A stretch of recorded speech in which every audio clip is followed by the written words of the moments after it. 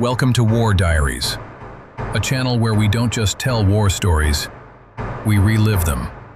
Stories of soldiers, forgotten battles, and moments that history books barely mention. If real war stories matter to you, subscribe and walk this journey with us. Tonight's story takes us into the jungles of Burma, where a Japanese patrol walks straight into a Gurkha ambush.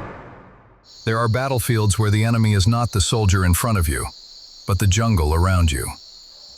In the Burma campaign of World War II, the jungle did not just hide men, it swallowed them. It was hot, wet, thick with fog, and every leaf, every branch, every shadow felt like it was watching you. Now imagine marching through that jungle, knowing that somewhere in the mist, someone is already waiting. Not with guns, not with artillery, but with silence and steel. This is the story of a Gurkha ambush, a battle of stealth, fear, and survival, where the Japanese patrol walked into something they could not understand until it was too late. And it is the story of one Gurkha soldier who would rise at the end, not as a legend told in speeches, but as proof of what courage looks like when everything has already been taken from you. Chapter 1. The Jungle Front. The Burma campaign was not like the war in Europe. There were no grand streets, no city skylines collapsing into rubble. Here, the enemy was unseen. The battlefield was endless green, and death could come without warning, from a shadow you never noticed. The Japanese forces were hardened, they were disciplined, they were ruthless, and they were experts at jungle warfare. They moved in silence, they survived on almost nothing, and they fought like men who had already accepted death. But the jungle had another kind of warrior as well. A warrior shaped not by doctrine, but by terrain. A warrior who grew up where mountains demanded strength, and survival demanded discipline. The Gurkhas. From Nepal, these soldiers had become one of the most feared fighting forces in the world, not because they were loud, not because they were cruel, but because they were calm. And when they struck with terrifying certainty. They carried rifles like any soldier, but their symbol, their signature, was the kukri. A blade curved like a crescent moon, heavy enough to chop, sharp enough to split bone, and legendary enough to carry fear ahead of it. There are many myths around the kukri. Some say once it is drawn, it must taste blood. Some say it was made for ritual, not war. But in Burma, the kukri was not myth. It was real. It was practical. And in the hands of a Gurkha soldier, it became something else entirely. Chapter 2. The Patrol. Now, this story does not begin with an ambush. It begins with a patrol. A Japanese patrol unit moving through jungle territory. A routine sweep. A search for enemy movement. The kind of mission you do 100 times, until one day, it becomes the last. The patrol had around a dozen men, maybe slightly more. Enough to hold ground, but small enough to move fast. They were experienced, and they weren't afraid. They had walked these jungles before. They had killed here before. But the jungle has a cruel rule. You can be experienced and still be wrong. Because that day, the jungle was unusually quiet. No birds, no insects, no distant calls, just fog and wet leaves and the sound of boots sinking into mud. The patrol leader raised his fist. The men froze. Somewhere ahead, something felt off. But nothing moved. Nothing revealed itself. They continued. That was their mistake. Chapter 3. The Gurkhas wait. Hidden inside the jungle were Gurkhas. Not just one, a unit, a small strike group, crouched behind trees, inside bushes, beneath layers of wet green camouflage. They had been tracking the Japanese movement, studying the trail, choosing the kill zone. A narrow jungle corridor, where visibility was poor, where escape routes were limited, and where panic would do the work for them. The Gurkhas did not rush. They did not breathe loudly. They did not blink unnecessarily. They waited like predators, not angry, not emotional, just precise. One soldier watched the front, another watched the sides, a third watched the rear, expecting reinforcements. And one man was positioned where the strike would feel like lightning. He was not tall, not physically imposing in the way cinema usually shows heroes. But the jungle does not choose heroes based on height. It chooses them based on what they do when the moment arrives. This soldier had already seen enough death to look older than he was. Mud in the wrinkles of his face, rainwater dripping from his hat brim. His eyes were calm, not cold, calm. Because fear is loud, and in the jungle, loud gets you killed. Chapter 4. The trap closes. The Japanese patrol entered the corridor, one by one, their rifles held close, their heads turning. Fog thickened between the trees, visibility dropped. Even the men behind could barely see the men in front, and the jungle felt too still. A soldier near the middle wiped rain from his eyes. He blinked. For a second, he thought he saw a shape behind a tree. He stopped, turned his head, raised his rifle slightly. But he saw nothing, just leaves, just fog. He kept moving, and somewhere inside the bushes, a Gurkha soldier tightened his grip, because the patrol was now exactly where it needed to be. Chapter 5. The ambush begins. The first gunshot did not sound like a warning. It sounded like a signal. A crack, followed by a scream. The patrol froze. Then chaos erupted. Bullets ripped into trees. Leaves exploded in green fragments. Men shouted commands. But the commands meant nothing, because they didn't know where the enemy was. The Japanese soldiers fired into the fog, into shadows, into panic. And the Gurkhas were moving. Silent repositioning, one firing point after another, a rhythm designed to make the enemy feel surrounded.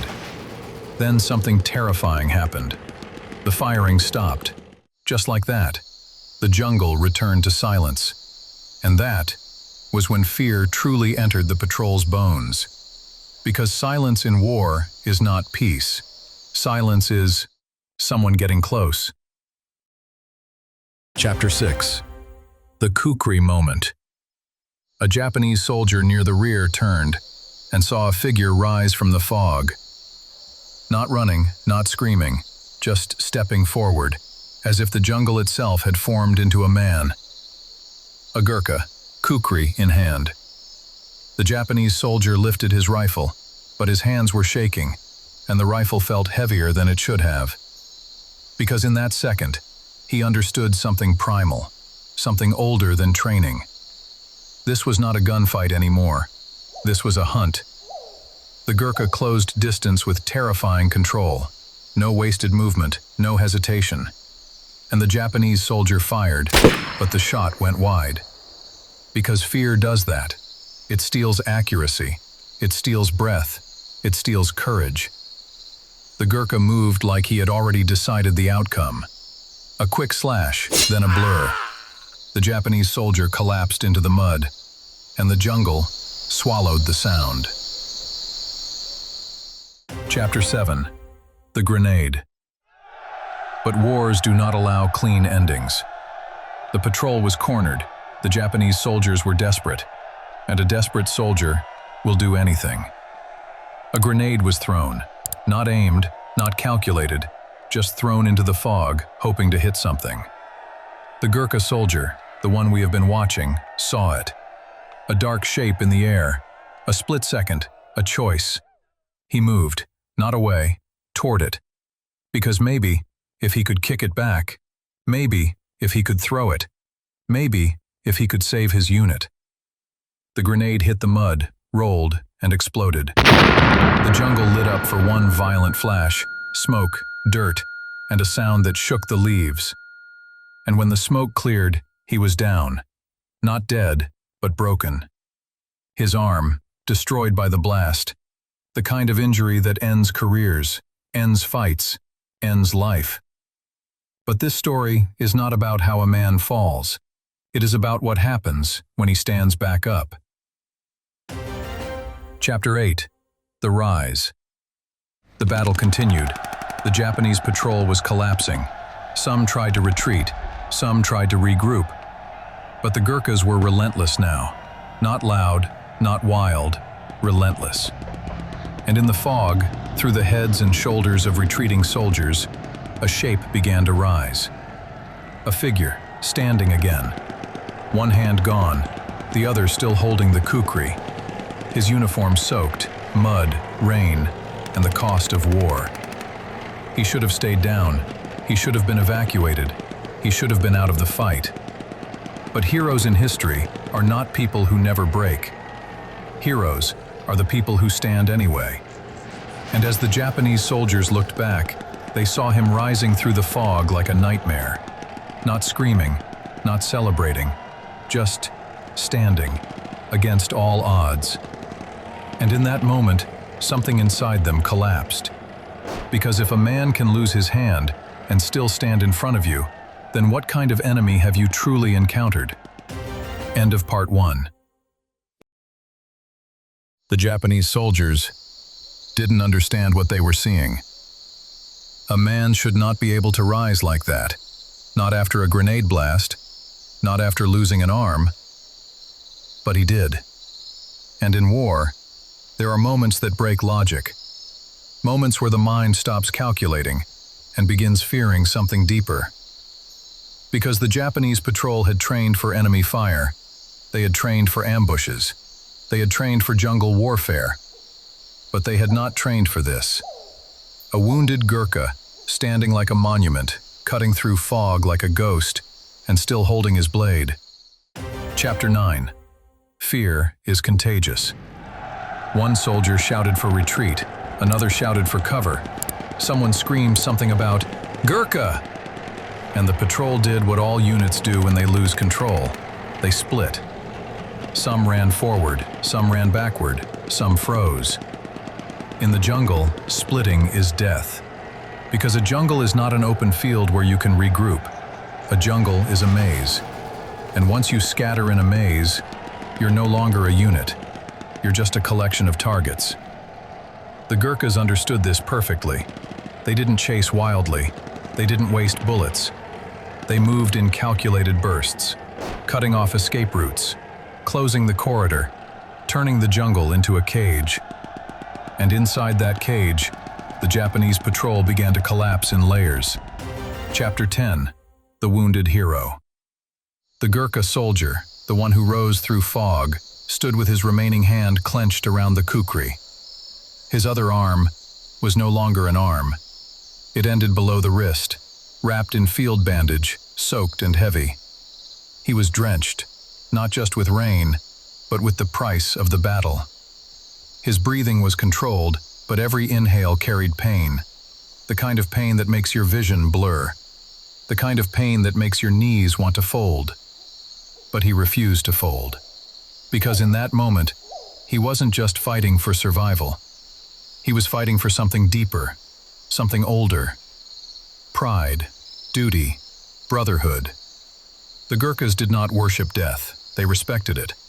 But they did not fear it the way most men did. And the Japanese patrol could feel it. They could see it in his posture, the way his shoulders stayed square, the way his gaze stayed forward, as if pain was something he had already negotiated with. Chapter 11. POV, Through Enemy Eyes. Now imagine, you are a Japanese soldier in that patrol. Your ears are ringing from gunfire. Your lungs are burning from panic. Your boots are stuck in mud. You look left, fog. You look right, trees. You look behind, nothing but smoke. And then, you turn forward. Through the heads and shoulders of your comrades, through movement and chaos, you see him. A Gurkha soldier, shorter than you expected, not towering, not cinematic. But something else is towering, something invisible. His presence. One arm missing, uniform soaked, body stained with battle. And still, he stands. And the strangest part? He doesn't look like he's trying to scare you. He looks like he's already accepted what happens next. That kind of calm is the most terrifying thing you can ever face. Chapter 12. Why the Gurkhas were different. The Gurkhas were not just soldiers with knives. That's the simplified version people tell on the internet. The real truth is that their entire discipline was built for situations like this. They were trained for silence, trained for patience, trained for terrain, and most importantly, trained for psychological warfare. Because in the jungle, a bullet can kill a man, but fear can destroy a unit. The Japanese patrol didn't just lose men, they lost certainty, they lost cohesion, they lost the belief that they could control the environment. And once that belief is gone, your weapon becomes just metal in your hands. Chapter 13. The Final Break. A Japanese soldier tried to hold ground behind a tree trunk. He fired into the fog, again and again. But he wasn't aiming anymore. He was begging the jungle to keep him alive. Another soldier tried to pull a wounded comrade, but the mud was thick, the leaves were slick, and the weight of panic was heavier than both of them. Somewhere ahead, a Gurkha rifle fired once, then silence. A single shot, clean, efficient. The Japanese soldier who heard it understood something immediately. The enemy did not need to spray bullets. They were not wasting energy. This was not chaos for the Gurkhas. This was order. The patrol leader tried to rally his men, tried to call a regroup, tried to restore formation. But the jungle did not allow formation, and fear did not allow obedience. When the leader raised his voice became a target. A figure moved through the fog. A blade flashed, and suddenly, the leader was gone. That was the moment the patrol truly died. Because when leadership disappears in an ambush, what remains is instinct. And instinct doesn't win wars. Instinct runs. Chapter 14. The Hero Moves. The wounded Gurkha soldier began walking forward. Not fast, not reckless. Walking. Every step was pain. Every step burned through his body. But he moved anyway. Because the enemy had to believe there was no escape. He wasn't just a fighter now. He was a symbol, a message. That even with one hand taken from him, he would still close the distance. And when the Japanese soldiers saw him moving, their courage shattered. Not because he was unstoppable, but because he was unwilling to stop. A soldier fired at him. The shot hit a tree. Another fired. The bullet tore leaves apart, but nothing hit. Because panic does not shoot straight. And the Gurkha kept walking. Chapter 15. The patrol's last moments. By now, the Japanese patrol had only one goal: to get out. But the jungle does not let you leave easily. Roots catch your feet. Mud steals your speed. Fog steals your direction. And the Gurkhas, they were not just behind them, they were everywhere. Shots came from angles that felt impossible. Movement happened in places that looked empty. And for the Japanese soldiers, the jungle became haunted. One soldier tripped. He tried to rise. A shadow stepped into the fog. And that was it. Another soldier ran until he couldn't breathe. He dropped to his knees, trying to reload his rifle with trembling fingers. And then, silence. The jungle swallowed his final sound. Chapter 16. What the survivors would remember. A few did escape, not many, but a few. And when survivors escape something like this, they don't escape clean. They carry the jungle with them. They carry the fog in their memory. They carry the sound of silence turning into death. But above all, they carry the image of the wounded Gurkha soldier. One hand missing, body drenched, still standing, still walking, still holding the kukri. Because the human mind can forget numbers, it can forget maps, it can forget strategies. But it doesn't forget a moment like that. Chapter 17. The Quiet Aftermath. Eventually, the gunfire stopped. The jungle returned to its normal sounds: rain tapping leaves, wind moving branches, distant birds returning carefully. And the Gurkhas stood in the fog, breathing, checking each other, counting who was still alive. The wounded soldier was finally approached. His unit moved toward him carefully, as if afraid that touching him would break the moment. Someone tried to support him. He refused at first, still upright, still stubborn. Then, slowly, his knees finally weakened. Not because his spirit broke, but because the body can only borrow strength for so long. He sat in the mud, rain washing his face, fog curling around him like smoke. And for a moment, he looked like a man who had survived something the world would never fully understand. Not a movie hero, not a myth, a soldier. And somewhere deep inside that jungle, history quietly took note. End of part 2. The jungle did not celebrate victory. It simply absorbed it. In Burma, the dead did not get ceremonies. They got rain, they got mud, and they got silence. But even when the jungle hides the bodies, it cannot hide the fear. Because fear travels. It moves from survivor to survivor, from whisper to whisper, from campfire to campfire. And after this ambush, fear began to travel through Japanese ranks like disease. Not the fear of a strong enemy, but the fear of an enemy you cannot predict, an enemy you cannot see, an enemy that feels inhuman. Chapter 18. What Japanese soldiers feared most. The Japanese military culture was built on discipline and toughness. They believed in endurance. They believed in sacrifice. They believed in fighting to the last breath. So it takes something extraordinary to make a soldier like that question his own courage. And Gurkhas did exactly that. Because the Japanese did not fear death. They feared dishonor. They feared being caught unaware. They feared being made helpless. And in an ambush like this, they weren't dying in formation. They were dying in confusion. They were dying without seeing who killed them. They were dying without firing back. That kind of death doesn't feel like war. It feels like punishment. And after this incident, some soldiers began to speak about Gurkhas differently. Not as men, but as something else. Something that belonged to the jungle. Chapter 19.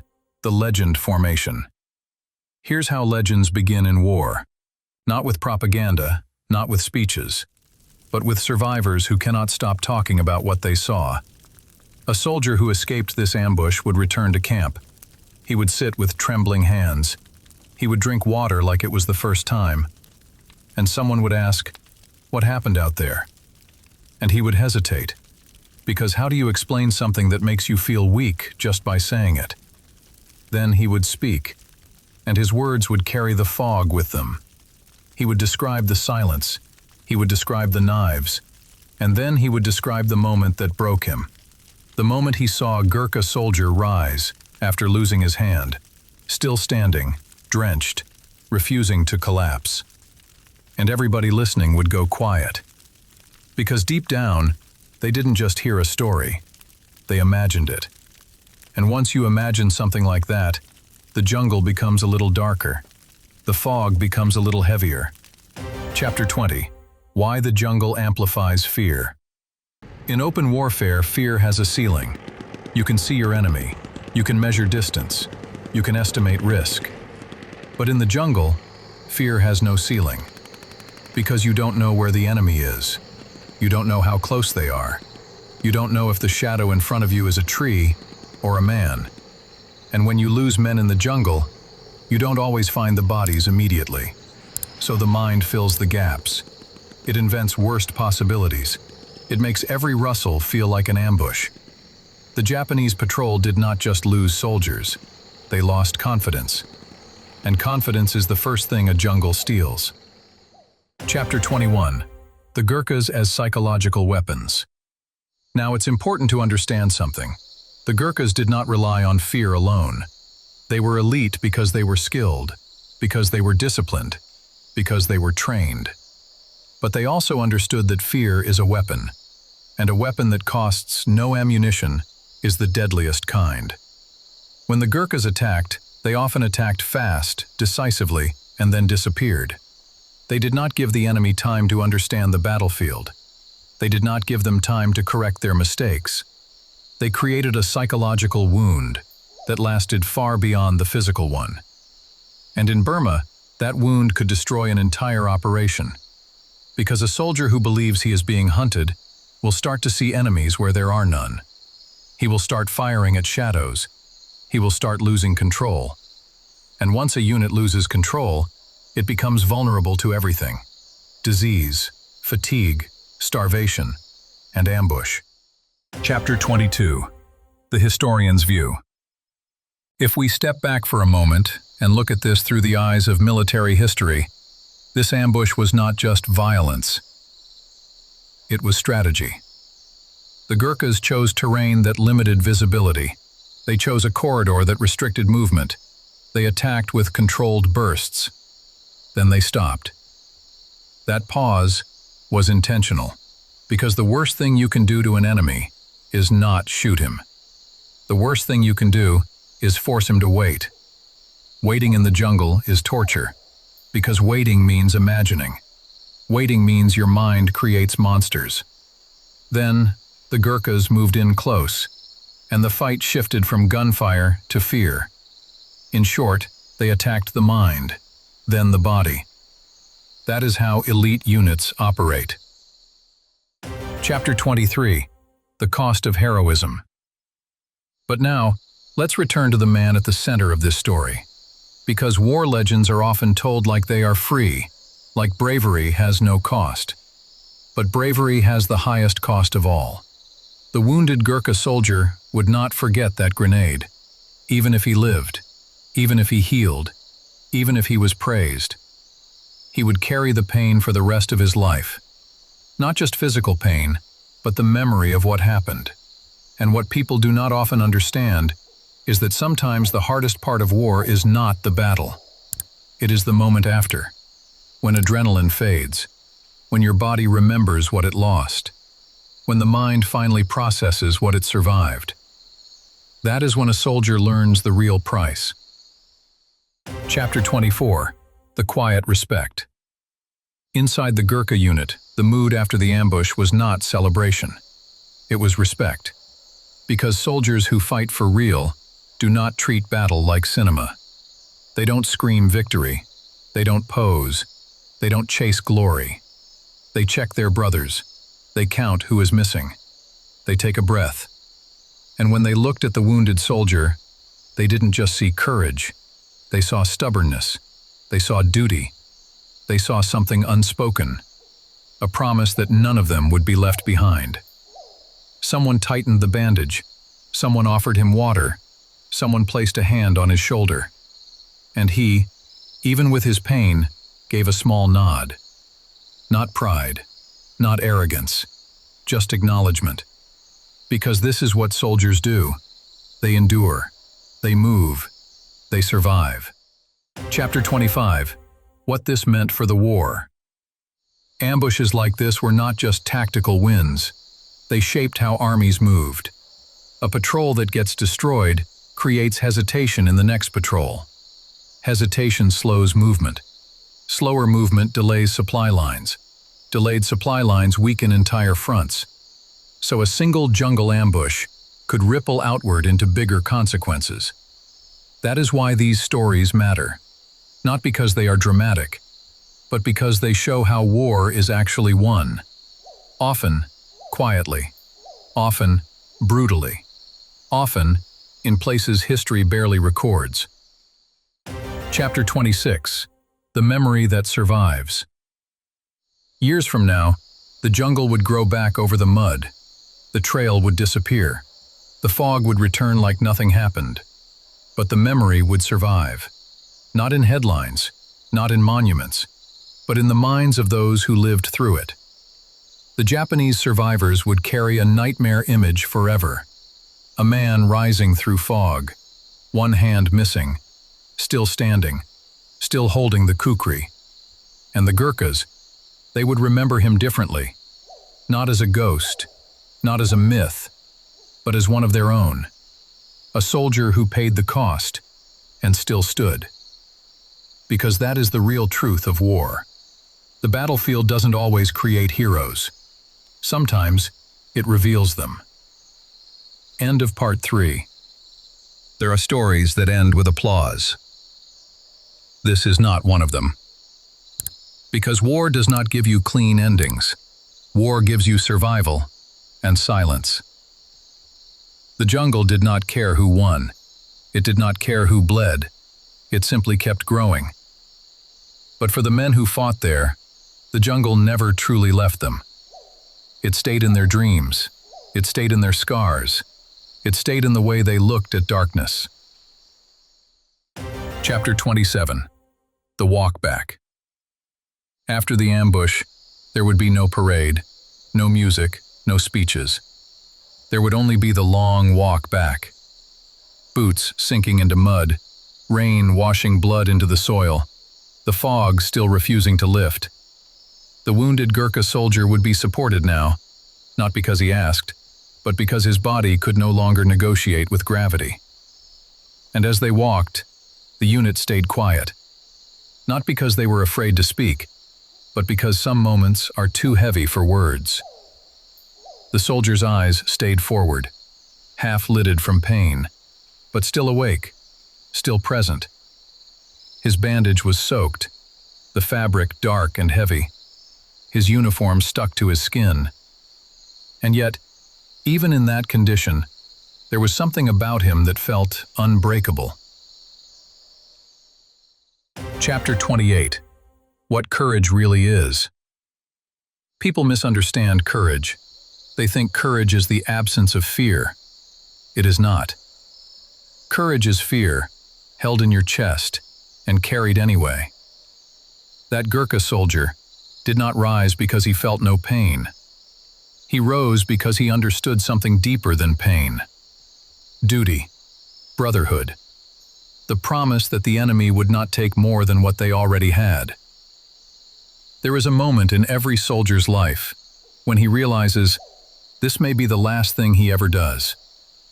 And in that moment, he learns who he truly is. Chapter 29. The Missing Details History Never Writes. History books give you dates. They give you maps. They give you generals' names. But history books rarely give you the truth of what it felt like.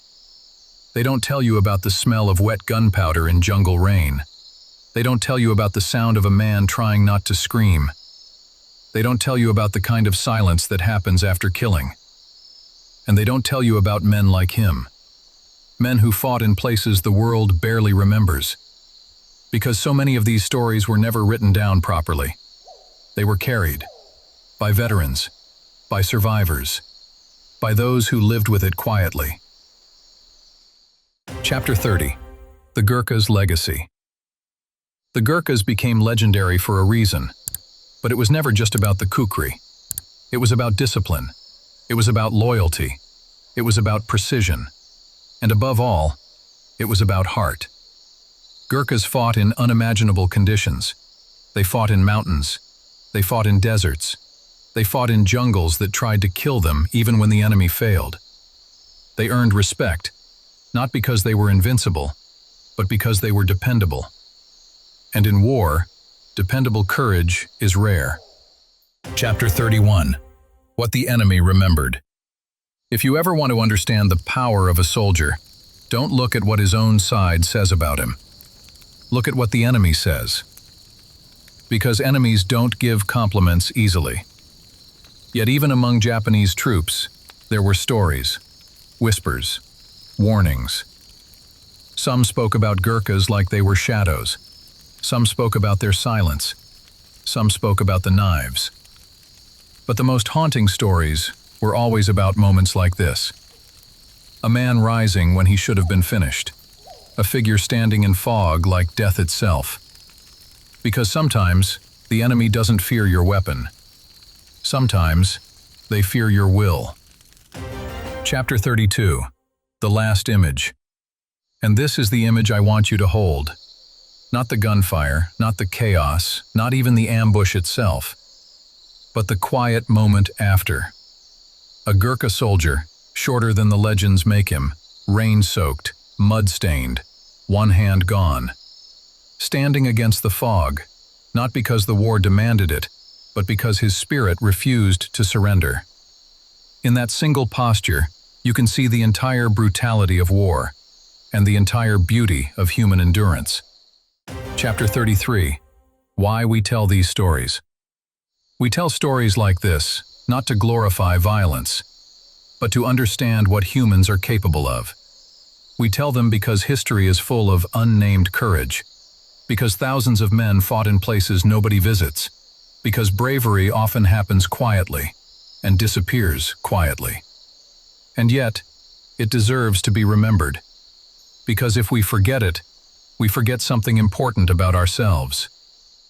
Chapter 34. The jungle of Burma still exists. It still rains. It still holds fog between trees. And somewhere in that endless green, there were men who fought and vanished into history. Men like this Gurkha soldier. A soldier who lost his hand, but never lost his will. A soldier who stood when the world expected him to fall. And if there is one thing you take from this story, let it be this. Courage is not loud. Courage does not announce itself. Sometimes, courage is simply a man standing in the fog, holding on when everything else is gone.